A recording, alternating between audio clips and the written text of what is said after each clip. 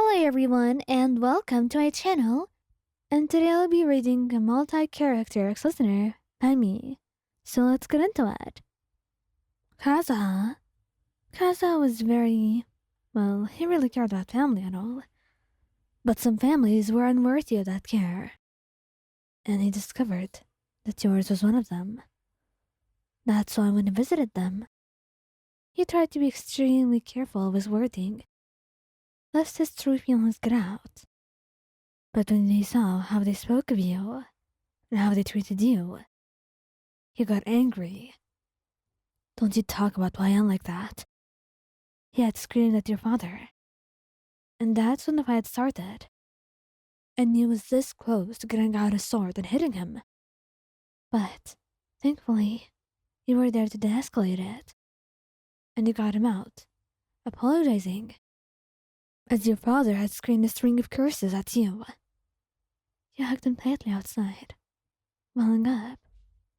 You couldn't be mad. You hated them as well. But trying to stand up to them, to do this, it meant everything to you in the world. Maybe you'll get scolded for this later. Perhaps. Maybe they may even hit you. But you were glad that you had someone like him to stand up for you when you needed it most. Heizou. Heizou would literally just call the cops on them. Unless you told him not to. But they wouldn't dare do anything with him. After all, he would flaunt his status as a detective, and the fact that he could do anything he wanted to them. And he makes it pretty clear in the first meeting that if they do anything wrong with you, then he will show them, and they will have to pay the price in full, because he was not letting anyone hurt his Wayan, not while he was still there. Albedo. Well, no one would dare disrespect you in front of Albedo, besides your family. But your father could make remarks about you being stupid, too stupid and worthless, to work with him. And that's when Albedo firmly stopped him. Wayan is a competent colleague of mine. Perhaps the most one that I found competent in my team. And she's incredibly smart too and innovative. I'd rather you stop talking about her in that manner. Or else, he said. And everyone knew of his strength and his status. So your father quickly apologized, giving you a look, before returning to eat. However, you felt like your heart was dancing, because of what Albedo had just said. He stood up for you, more than your family often did. And honestly, from that moment you knew that your life with him was going to be so much better than anything you ever had. Venti. Venti was really upset with your family.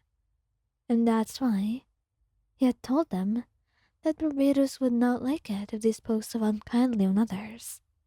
But they did not listen.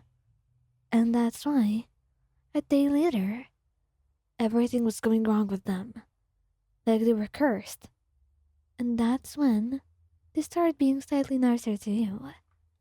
And with everything that made you happy, he made sure to give them blessings, to show them how happy they made Barbados, just by making you happy as well. Because they have to know that to them, you're not a curse, no, but a blessing, and they should treat you as one. Scaramouche. Scaramouche would be angry, and Scaramouche's anger is deadly. So that's why, when he gives them that one look that demands silence and obedience, it's like their tongues stop down their own. And that's when he said that you're beautiful, amazing, and better than anyone could ever wish for. And that's why they should start treating you better, because he will see for himself how happy you are, and evaluate them based on that. They thought he was sick, crazy, but it's not like they had a choice. And honestly, you kind of thought that your life improved a lot, especially after taking Scaramouche to meet them. You were worried at first, but perhaps you really should have done it sooner. because you're a much happier person right now, and you're also very grateful to him. Tighnari, since the two of you are adults, he will first make sure that you're not in your family's house, because he may be very rude at meeting, and he would keep making those remarks about them being incompetent, being useless in comparison to you, and how they were completely blind not to see your worth.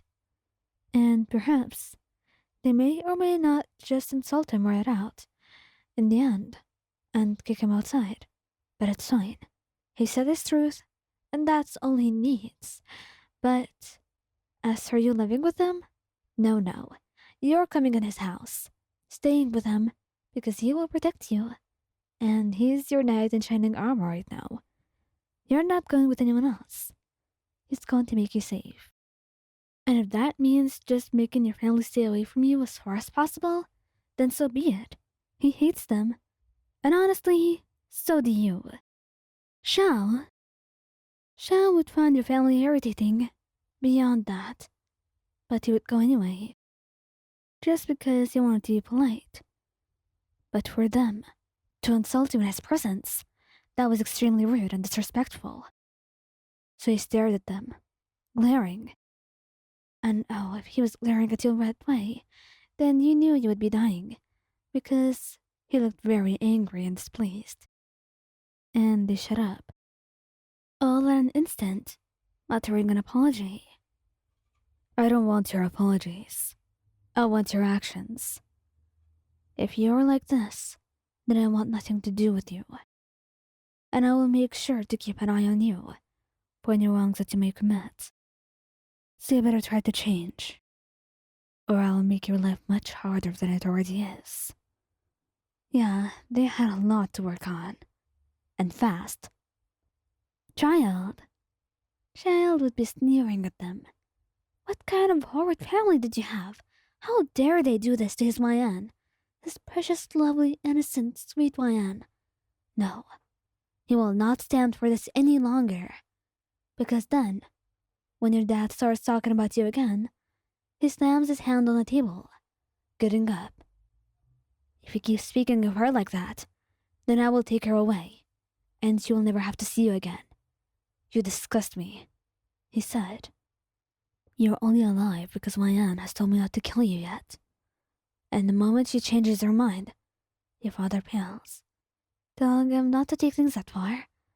And that's when he starts to sit down, as their family begs him to be more understanding and to give them another chance.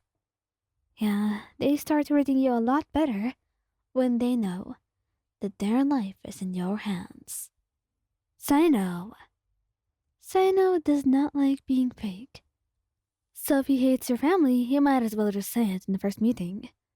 And that's what he exactly does, sitting on the table and telling them that he sees no need for them to act so nice when they hated you, and probably him by extension. He said he didn't want to do anything with them, and he's only there just out of respect for tradition and you. And they immediately had nothing to say for the rest of the meeting. But they were really scared because the general matter himself hated them, and that was not a good sign, because Cyno was very powerful, and he could make them disappear in a blink. Really, they would much rather play it safe than anger him any further than that. So they apologize to you, and beg you to stop bad-mouthing them in front of him. To which you respond by saying that you won't tell any lies, so they better treat you better if they want you to say nice things about them. Mission accomplished, Cyno.